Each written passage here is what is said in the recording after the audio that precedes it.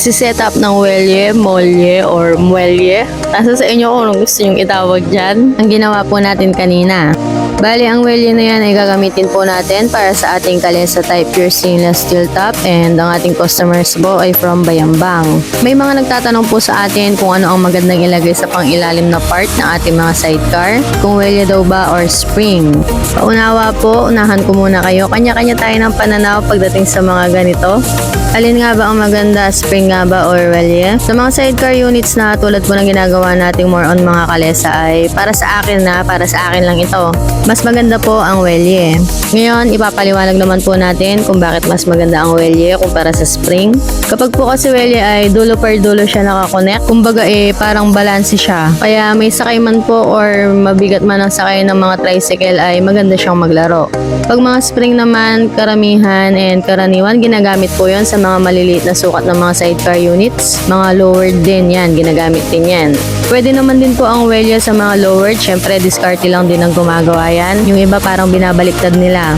May mga nagpapalit po sa amin ng mga ganyan na from spring magpapapalit po sila into welye. Dahil pansin ko, karamihan po sa mga customers ang sinasabi ay pag naka-spring po sila, kapag walang sakay dun sa may sidecar ay parang mabounce siya. Yung parang matigas daw siyang maglaro, ganon. Lalo na po sa mga rough roads. Pero ang kagandahan sa mga spring ay pag maramihang sakay, talagang maaasahan nyo din po yan. Maganda siyang maglaro pag mga ganon.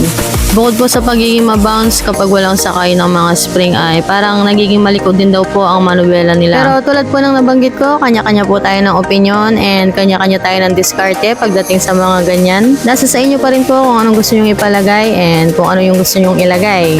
After po nating ma-set up ang ating welye ay heto na po siya. Sinet up na din po natin ang ating isang 25mm pa. Dito nilalagay na po siya, ayan. Bale, full weld po natin yan sa panibagong mga frames, makakapal na flat bar and makakapal na round bar.